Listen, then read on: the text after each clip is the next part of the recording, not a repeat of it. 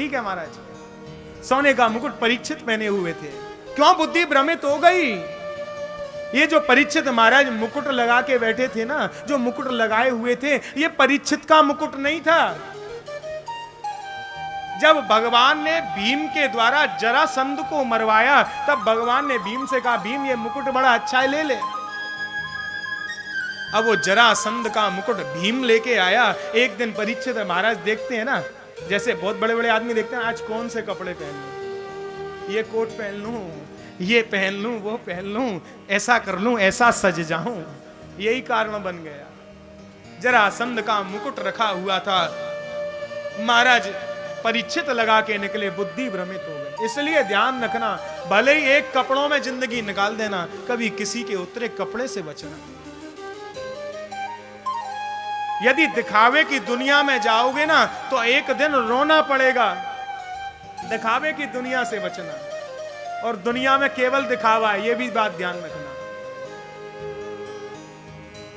जरासंध का मुकुट लगाकर परीक्षित हमारा चले, बुद्धि भ्रमित हो गई। कलयुग को स्थान बताकर चल दिए। शमीक ऋषि के आश्रम पर पहुंचे, देखा महात्मा ध्यानस्थ थे। प्यास लग रही है, बोले महाराज मैं आया हूं। अरे राजा साहब आए हैं। बुद्धि भ्रमित हो गई ना। आप मंत्री हो, मिनिस्टर हो, जो भी पद हो, यदि पद की आपको लालसा, पद की गरिमा आपको सताने लगे, वो पद नष्ट होने वाला है। परीक्षित को लगा मैं सम्राट हूं पृथ्वी का। और ये महात्मा मैं आया, मेरा सत्कार भी नहीं किया। अरे राजा तो देवताओं का रूप होता है, लेकिन महात्मा तो एकदम मस्त रहे। इसलिए कहा है ना कहीं ने, वाह वाह मौज फकीरी दी। एकदम मस्त भगवान के ध्यान में बैठे हुए थे। ध्यान ही नहीं, कौन राजा होगा, कौन क्या होगा, भगवान की भक्ति में मग्न एकदम। राजा परीक्षित को लगा ये महात्मा यदि ऐसे ढोंग करके बैठे होंगे ना, नेत्र बंद करके, मरा हुआ सर्प पड़ा हुआ था, गले में डाल दूं, सर्प देख के डर जाएंगे। लेकिन डरेगा वो जो पाप करता होगा। संत तो मग्न रहा करते हैं। शमीक ऋषि बैठे रहे, नेत्र नहीं खोले। परीक्षित को लगा ये महात्मा सही हो सकता है समाधि में हो। परीक्षित महाराज वहां से चले। परीक्षित लौट कर आ रहे थे, उसी समय शंगी ऋषि को, उनके शमीक ऋषि के पुत्र शंगी को किसी ने बताया कि तुम्हारे पिताजी को एक सर्प गले में किसी ने डाला है। ध्यान किया परीक्षित, अरे परीक्षित जैसा सम्राट यदि इतनी बड़ी गलती करे तो दंड पात्र जरूर है वो। इसलिए शंगी ऋषि ने श्राप दिया, इति लंघित मदम तच्छकः सप्तमे हनि दक्ष्यति स्म कुलांगरम चोदितो में तद्रुहम्। अरे मेरे पिता के गले में मरा हुआ सर्प डालने वाले, ये आज से 7वें दिन तेरी भी मृत्यु सर्प के डसने से हो जाए। इसलिए ब्राह्मणों से हंसी नहीं करनी चाहिए, वह ध्यान रखना। ब्राह्मणों से हंसी के चक्कर में, ब्राह्मणों के अपराध के चक्कर में तो भगवान का वंश नष्ट हुआ। एक कवि अपनी कविता लिखते हैं, कपिल के कोपे सो भस्म भय सगर सुत, कोपे दुर्वासा यदुवंश को खपायो है। कोपे मुनि गौतम इंद्र चंद्र को शाप दियो, कोपे जिन अगस्त समुद्र को सुखायो। कोप माने गुस्सा। शंगी ऋषि कोपे जिन परीक्षित को शाप दियो, अनेक प्रयत्न किए पर तक्षक ने खायो है। कलि के प्रताप की कही न जाए केशो राय, ब्राह्मण सताए कहो कौन ने सुख पायो। महाराज परीक्षित को शाप लगा। शंगी ऋषि अपने पिता शमीक ऋषि के पास आकर जोर जोर से रोने लगे। शमीक ऋषि के नेत्र खोले, बोले पिताजी आपके गले में मरा हुआ सर्प राजा परीक्षित ने डाल दिया, मैंने उसको श्राप दे दिया है, आज से 7वें दिन उसकी मृत्यु हो जाएगी। शमीक ऋषि ने कहा तुमने ठीक नहीं किया। अपने शिष्य गौरणमुख को उनके पास भेजा। इधर परीक्षित महाराज ने जब अपना मुकुट उतारा ना, तो समझ में आया कि मैंने बहुत बड़ा अपराध किया है, मुझे श्राप मिल गया होगा। गौणमुख ने आकर परीक्षित को बताया कि आपको श्राप लग गया है, आज से 7वें दिन आप मर जाओगे, इसलिए आप अपने उद्धार का कारण सोच लो। सब छोड़कर महाराज परीक्षित गंगा तट पर आए हैं। सारे महात्मा परीक्षित को देखने के लिए आए, इनकी कैसे मुक्ति होगी, 7 दिन में कैसे भगवान मिल सकते हैं। परीक्षित महाराज ने सर्वस्व त्याग दिया, आधी धोती पहन के आधी ओढ़कर महाराज परीक्षित आए। गंगा तट पर बड़े बड़े ऋषि मुनि महात्मा देख रहे हैं।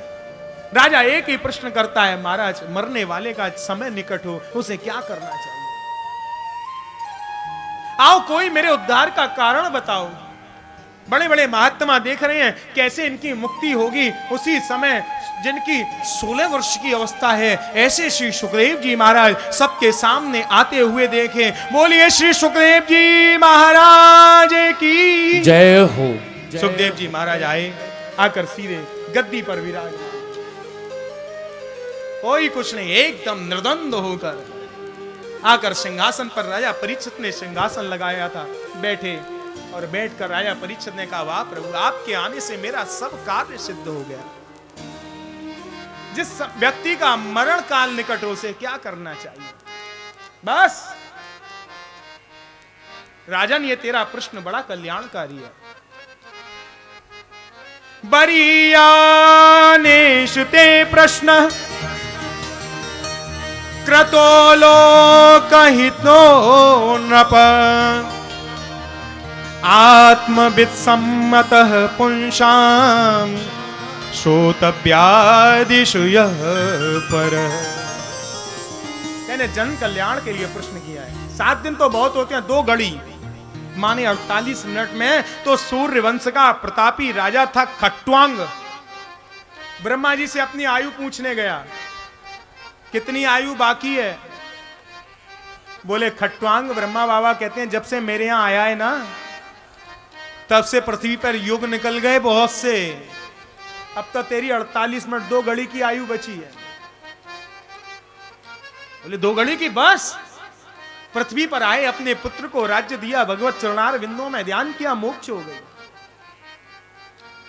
भगवान भी तो इतने दयालु है ना, कितनी जल्दी प्रसन्न हो जाते हैं। रामचरितमानस में गोस्वामी तुलसीदास जी कहते हैं, भगवान क्या कहते हैं?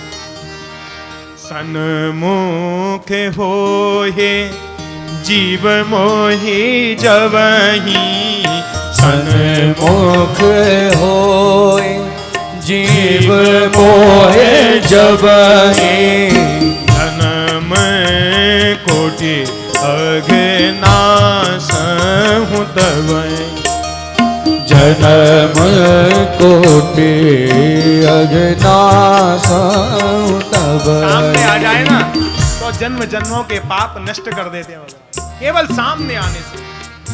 सन्मुख होय जीव मोहि जबहि, जन्म कोटि अघनासहु तबै। 2 घड़ी में खट्वांग का उद्धार हो गया, आप चिंता मत करो।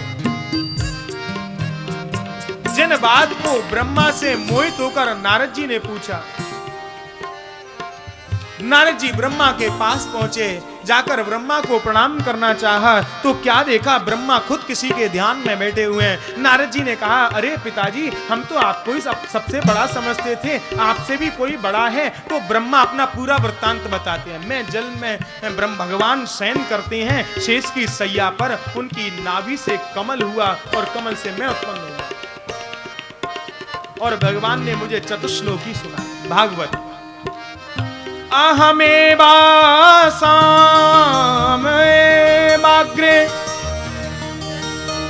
नान्यत्य सदतत्परम् पश्चादहं यदेतच्च यो विशिष्येत सोऽस्म्यहम्। जिन भगवान की माया से मैं भी मोहित होता हूं, ऐसी भागवत का उपदेश। भागवत में क्या है, मैं आपको निवेदन करूं। भागवत में 10 लक्षण है। अत्र सर्गो विसर्गश्च स्थानम पोषण मूतय मनवंतरेशानु कथा निरोधो मुक्तिराश्रय। ऐसे 10 लक्षण से संपन्न श्रीमद् भागवत सुखदेव जी महाराज राजा परीक्षित को सुनाने लगे।